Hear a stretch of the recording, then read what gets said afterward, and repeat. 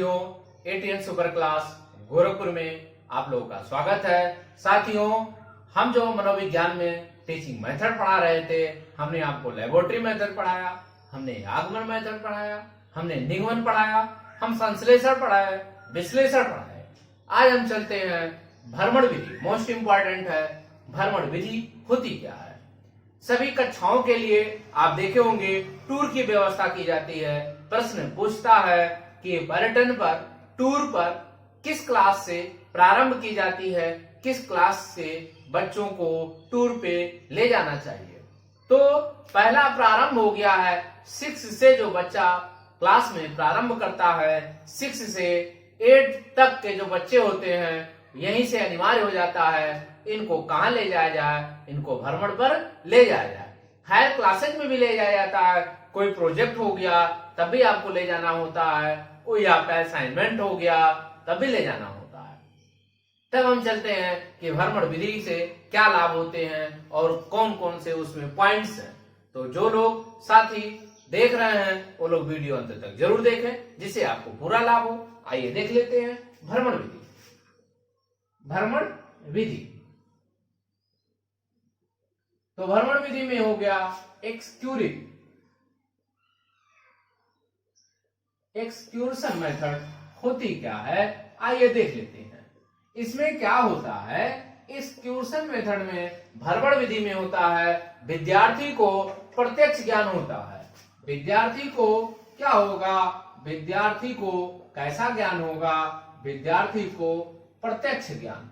कैसा ज्ञान, प्रत्यक्ष ज्ञान। पहला है आपको प्रत्यक्ष ज्ञान होगा, दूसरा मूर्त रूप ज्ञान होगा, मूर्त ज्ञान होगा। तीसरा क्या होगा, व्यवहारिक ज्ञान होगा। तीसरा क्या होगा, व्यवहारिक ज्ञान होगा। अगला क्या होगा, इसमें जो स्टूडेंट ज्ञान प्राप्त करता है वो कैसा ज्ञान होता है, वह है अस्थायी ज्ञान होता है। कैसा ज्ञान होगा, अस्थायी ज्ञान होता है। तो जो विद्यार्थी इस प्रकार भ्रमण पे जाते हैं उनमें जो है प्रत्यक्ष ज्ञान होता है, मूर्त ज्ञान होता है और जो है अस्थायी होता है। इसमें ले जाने पर कल्पना शक्तियों का विकास होता है। क्या होता है, कल्पना शक्ति का विकास होता है, चिंतन शक्ति का विकास होता है, चिंतन शक्तियों का विकास होता है, तर्क वितर्क का विकास होता है, तर्क वितर्क का विकास होता है। जब विद्यार्थी को भ्रमण पर ले जाते हैं, टूर पर ले जाया जाता है, तो बच्चों में प्रत्यक्ष ज्ञान की प्राप्ति होती है। मूर्त रूप का मतलब होता है उसके संरचनाओं के बारे में, उसके आकारों के बारे में बच्चा समझ जाता है। व्यवहारिक ज्ञान होता है, व्यवहारिक का मतलब बिहेवियर जो होती है, जो आपका जैसा आपको दिखाई देता है उसी प्रकार होता है। इसी प्रकार क्या होता है, अस्थायी ज्ञान होता है, कल्पना शक्तियों का विकास होता है और तर्क वितर्क शक्तियों का विकास होता है। अब हम चलते हैं कि इसके कितने स्टेप होते हैं, कितने पद होते हैं। तो हम स्टेप्स की बात करते हैं, पद की चर्चा करते हैं, कितने स्टेप्स से होकर के गुजरना पड़ता है। जब हम भ्रमण पर जाएं, जब हम टूर पर जाते हैं तो कितने टर्मों से होकर गुजरना रहता है, क्या क्या हमको, आपको असाइनमेंट के लिए क्या हमको प्लानिंग करना है, उसकी हम चर्चा कर रहे हैं। तो अब चलते हैं पदों की चर्चा।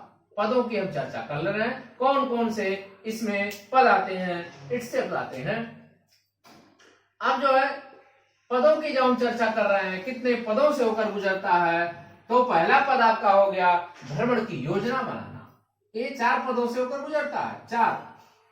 चार जो पद होंगे, पहला हो गया भ्रमण की योजना बनाना। भ्रमण की क्या होता है, योजना बनाना होता है।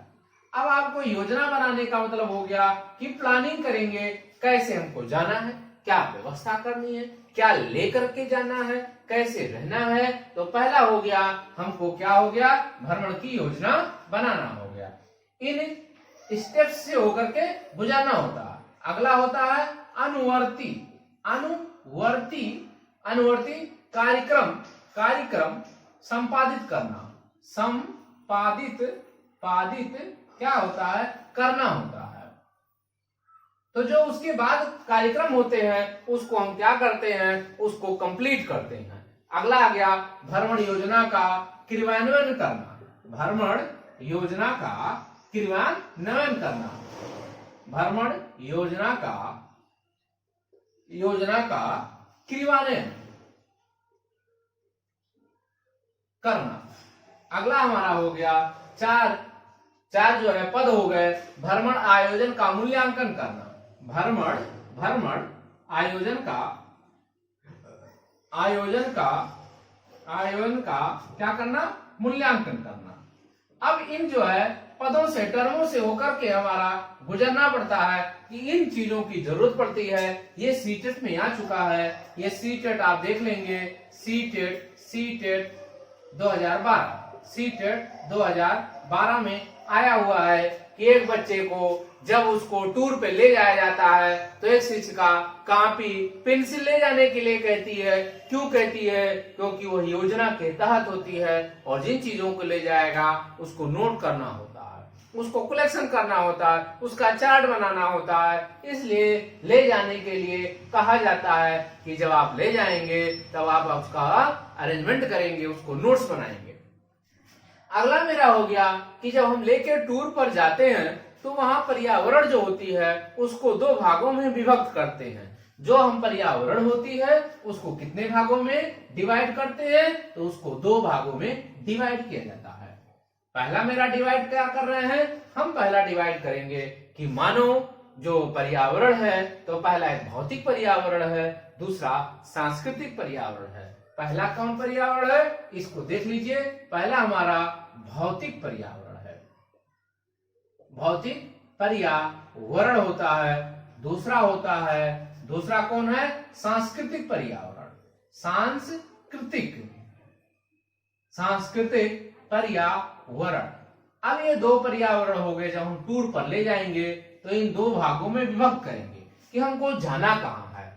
तो जो भौतिक पर्यावरण को यदि हमको नोट्स बनाना है, बच्चों को सिखाना है कि बच्चों को कैसे करना है, तो उसके बारे में हम बता रहे हैं कि भौतिक पर्यावरण में क्या रखेंगे और सांस्कृतिक पर्यावरण में क्या रखेंगे।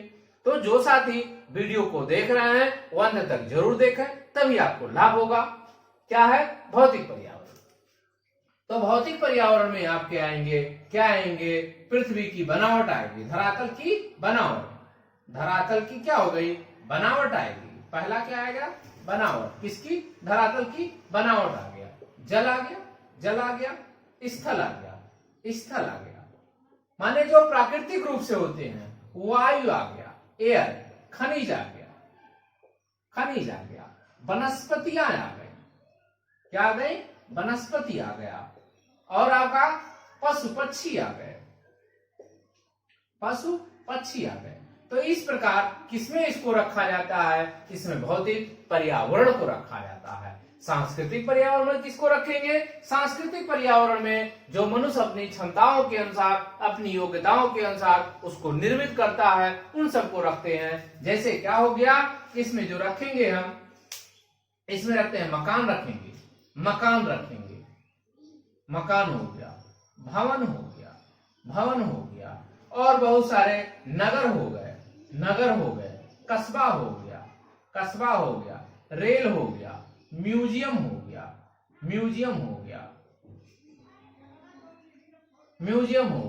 या चिड़ियाघर हो गए, इस प्रकार जो हो गए कारखाने हो गए। तो इस प्रकार किसमें रखेंगे? सांस्कृतिक में रखेंगे।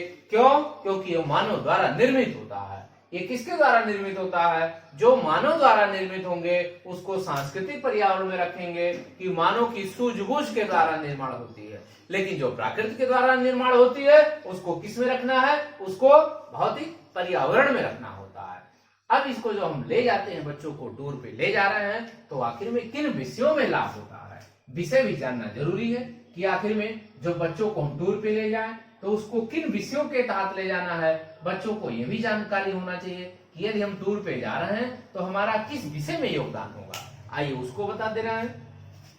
तो जो हम चलते हैं कि पहला जब हम उसको टूर पे ले जाते हैं तो याद रखिएगा सबसे ज्यादा बेनिफिट मिलता है, लाभ जो होता है विज्ञान। किसमें लाभ होता है? विज्ञान विषय को। पहला लाभ किसको? विज्ञान को। दूसरा भूगोल को। दूसरा इसको भूगोल को लाभ होगा, तीसरा इतिहास को लाभ होगा। इतिहास को भी लाभ मिलता है, क्योंकि जब हम ऐतिहासिक स्थलों पे जाएंगे, म्यूजियम में जाएंगे, भवनों पे जाएंगे, या कोई जो है निर्माण कार्य हो रहा है उस पे चले जाएंगे, तो वहां लाभ होने लगता है। अगला शिक्षा से, एजुकेशन से, वहां भी लाभ होने लगता है। वाणिज्य से होता है। अगला होता है आपका प्रबंधन होता है, प्रबंधन होता है। अगला अर्थशास्त्र। इन सब विषयों के लिए ये बहुत ही लाभदायक होता है। जब हम टूर पे किसी बच्चे को ले जाते हैं तो इन विषयों को ही अध्ययन कराने के लिए ले जाते हैं। बहुत सारे शिक्षक कहते हैं कि बच्चों को टूर पे ले जाने पर, या माता पिता कहते हैं कि बच्चों को टूर ले जाने पर उसमें धन की व्यय होती है, समय की व्यय होती है, लेकिन ऐसा नहीं है। क्यों? क्योंकि भ्रमण जो है एक शिक्षा का पार्ट है, ये टीचिंग का पार्ट होता है, जिससे बच्चों में उसकी योग्यताओं का, उसकी समझ का, उसकी तर्क का, उसकी वितर्क का, कल्पना का आदि का विकास होता है। जब बच्चा टूर पर जाएगा तो भवनों को देखेगा, उसके ऐतिहासिक स्थलों को देखेगा, चिड़ियाघर को देखेगा, तो उसकी संरचनाओं के बारे में, उसकी बनावट के बारे में, उसके ऐतिहासिक स्थलों के बारे में वो समझेगा, जिससे उससे बहुत सारी चीजों का विकास होने लगता है। तो साथियों, अगला हम टॉपिक कल लेकर के आएंगे। साथ ही जो चैनल को सब्सक्राइब नहीं किए हैं वो लोग सब्सक्राइब कर लें, लाइक करें, शेयर करें। धन्यवाद।